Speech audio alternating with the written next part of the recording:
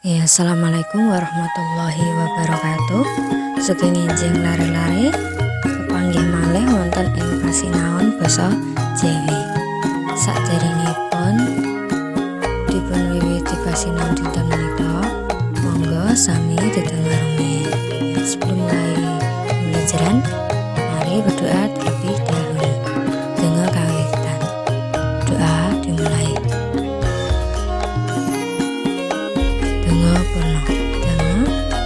Selesai. Dinten menika awake dhewe bakal ngrembak babagan teks eksposisi wewaler. Ya, hari ini kita akan membahas tentang teks eksposisi wewaler atau bukan Tuhan. Langsung kemawon nggih. Teks eksposisi inggih menika sajroning wacana eksposisi dibeberake anane analisa proses nganggo cara narasi. Narasi kang mangkono mau diarani narasi ekspositoris utawi narasi teknis. Awit ancas kang tinuju tipise katrangan ngenani sawijining prastawa kang dibeberake.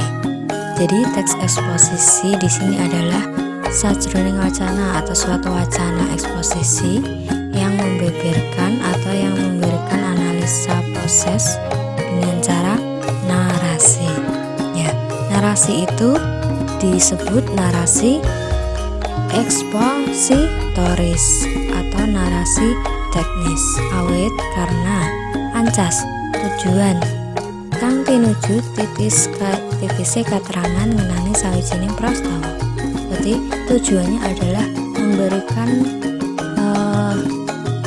pengertian atau memberikan cara secara detail, memberikan suatu wacana secara detail, keterangan secara gamblang ya mengenai sebuah peristiwa yang dibeberkan. Lanjut, ancasipun teks eksposisi, yaitu tujuan dari teks eksposisi ya. Jadi ancase wacana eksposisi yaitu maparake, njlentrehake, ngaturake informasi, mengajarkan lan narangake sawijining bab tanpa didasari supaya pamaos bisa nampa utawa narima. Jadi di sini seperti tadi memberikan informasi suatu bab atau perkara yang mungkin belum ada dasarnya agar pamaos bisa nampa atau menerima. Kemudian wacana eksposisi adati digunakan kanggo mbabarake pengetahuan ilmu definisi pengertian langkah-langkah sawijining kegiatan, metode, cara, lan proses dumadi sawijining prastawa atau jadi memang tujuan atau wacana eksposisi itu membeberkan ya, memberikan informasi secara lebih kepada para pendengar atau pembacanya. Carane ngerakit teks eksposisi. Selanjutnya adalah cara merakit atau membuat teks eksposisi. Untuk akhir topik sing bakal ditulis, tentukan topiknya. Mengumpulkan informasi kegiatan isi sing bakal ditulis. Mengumpulkan informasinya ya, sesuatu yang akan ditulis tersebut. Ketiga, nulis rangkaian pokok isi paragraf. Menulis rangkaian itu apa ya? Kerangka ya, kerangka isi paragraf. Salajengipun ngembangake rangkaian dadi paragraf. Kerangka atau poin-poin itu kemudian dikembangkan menjadi sebuah paragraf. Yang keempat, nyunting tulisan supaya dadi sempurna. Jadi setelah ditulis kemudian disunting atau diedit ya, atau diubah lagi apabila masih ada yang keliru atau tata tulis yang keliru, kurang enak, terus disunting atau diedit.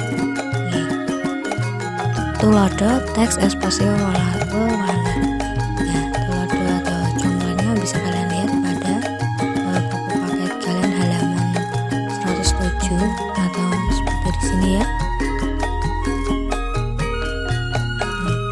Di sini adalah teks bacaan tentang wewaler, budaya wewaler mengenai langkahi gamelannya. Nah, kemudian wewaler atau gugon Tuhan sendiri itu apa? Nah, gugon Tuhan utawi ingkang asing dipun sebat pamali. Salah satunggaling budaya wewarah dumateng tiyang Jawi. Gugontuhan menika saged kagem ajaran saking tiyang sepuh dumateng putranipun utawi guru dumateng muridipun. Gugontuhan menika wujud pitutur ingkang boten pantes menawi dipunlakoni wonten ing pisan bebrayan. Ugi saged dadosaken cilaka dumateng sinten kemawon ingkang nglanggar wewarah saking pitutur gugontuhan menika. Awit saking menika para putra kedhah nyingkiri punapa ingkang sampun diparingaken wonten ing gugontuhan menika. Lajeng kadang ugi boten saged dipunnalar pikiran kita. Jadi gugontuhan adalah suatu wacana pitutur yang disebut pamali ya, biasanya adalah salah satu budaya pewarah atau ajaran ya dumateng tiyang Jawi kepada orang Jawa. Gugontuhan menika saged kagem ajaran saking tiyang sepuh. Jadi gugontuhan itu biasanya dari ajaran dari tiyang sepuh atau orang tua untuk anaknya, ajaran dari guru untuk muridnya ya. Gugontuhan menika awujud pitutur ingkang boten pantes menawi dipunlakoni. Berarti gugontuhan itu misal dilakukan itu rasanya tidak pantas gitu ya, harus ditinggalkan atau disingkiri. Misal dilakukan, nah di sini ada ugi saged dadosaken cilaka dumateng sinten kemawon ingkang langgar. Dan di sini ditekankan bahwa yang melanggar itu akan menemukan celaka atau musibah ya. Ini tembung gugontuhan asalnya saka tembung gugu. Dene Tuhan asalnya saka tembung tuhu. Berarti digugu atau dipercaya. Kemudian Tuhan adalah tuhu utama. Berarti gugontuhan itu pitutur yang harusnya pitutur utama yang harusnya dipercaya oleh murid, oleh putra putri seperti itu ya. Nah, beli gugontuhan ini pasti dipersingkiri kanthi satu atau pamali itu baik yang dilarang itu harusnya dijauhkan dari diri kita. Kemudian gugontuhan dipun benten-tenaken dados 3. Jadi gugontuhan ada 3, yaitu gugontuhan saluku, gugontuhan isi wasita sinandi, lan gugontuhan kalebu pali utawi walar. Nah, apa itu gugontuhan saluku? Gugontuhan saluku gegayutan kalian bocah kang dados sukerta. Wekdal lairipun kalebet awan, padatan ing cariyos ingkang badhe dipun mengsah loro. Pramila perlu dipunruwat sarana dipun anggepaken wayang lakon kanthi lakon amur kala. Jadi gugontuhan saluku itu adalah gugontuhan yang berkaitan dengan lahirnya seorang anak bayi. Nah, di sini wekdal lairipun kalebet awan, yang katanya waktu lahirnya itu dikatakan jelek ya. Fotonya biasanya dikatakan jelek, bukan jelek dalam arti hari atau apa, tapi karena fotonya itu hitungannya dalam perempuan itu termasuk bisa menumahi atau menemukan musibah seperti itu kalau dia lahir di hari itu. Kemudian padatan ing cariyos ingkang badhe dipun mengsah betara. Jadi di situ diceritakan buruknya itu karena dimengsah itu dimusuhi ya, dimusuhi oleh betara kala atau dimusuhi para dewa. Jadi dulu ketika sebelum Islam masuk ada gugontuhan itu, pramila perlu dipunruwat sarana dipun tanggepaken wayang lakon kanthi lakon armuwa kala. Nah, jadi setelah percaya kalau lahirnya ini dimusuhi oleh dewa, kemudian harus diruat atau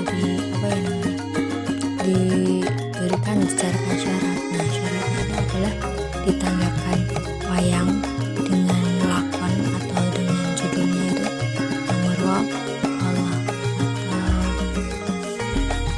atau Amurwa Allah itu menghidupkan wayang dengan lakon suatu cerita katakan seperti itu. Salajengipun guguntuhan isi wasitosi nandi. Nah, pitutur kang boten dipun lairaken kanthi melok utawa dipun andharaken kanthi terang. Kang kaprahipun mawi tembung ora ilok kang tegesipun boten sae. Jadi biasanya pitutur ini ora ilok seperti itu ya. Kalau orang tua bilang, "Ki ora ilok dodok ning ngarep lawang, ora ilok jagongi bantal." Gitu kan? Nah, seperti pada contoh aja ngideni sumur ngondak suwing lambene.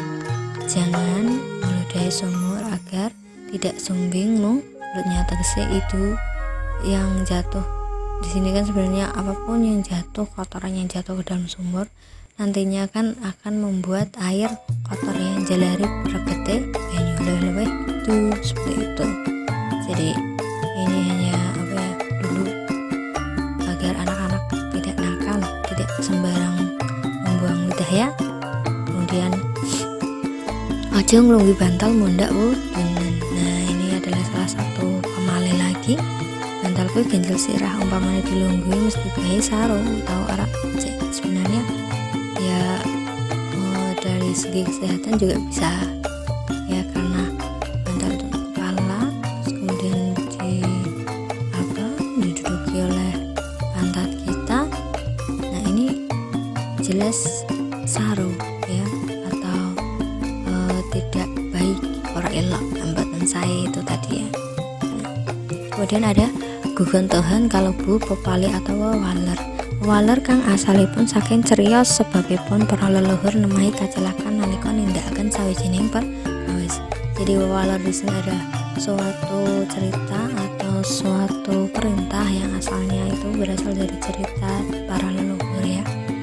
Tulodo atau contohnya itu ada di Banyumas, Jawa Tengah. Wong ing Banyumas ora kenal lelungan dina Setupaing. Wong-wong ing Banyumas manggih cilaka nalika tindak ing dina Setupaing. Iki saka carita nalika Adipati Banyumas kalah ing perang Pajang ing dinten Setupaing lan ndadekake sedane. Sedane iku ateges dina apes. Mula wong Banyumas ora oleh lelungan dina Setupaing supaya ora nemahi apes kaya dene Sang Adipati. Jadi di Banyumas itu ada wewaler atau guguntuhan tidak boleh keluar rumah atau pergi pada hari Sabtu Pahing, karena hari Sabtu Pahing itu dulu adalah tewasnya Adipati Banyumas ketika perang Pajang. Jadi semua itu jika dia pergi pada hari tersebut akan bisa bertemu celaka seperti itu, seperti Adipati Banyumas. Jadi itu adalah guguntuhan atau wewaler dari tanah Banyumas. Nah, tugas kalian adalah damela teks eksposisi salah satunggali guguntuhan kang ana ing daerahmu. Jadi kalian buat satu teks, satu guguntuhan atau wewaler dari daerahmu ya dalam teks eksposisi. Contohnya seperti teks wewaler gamelan tadi ya. Ya. Segitu saja. Sugeng makarya, selamat mengerjakan.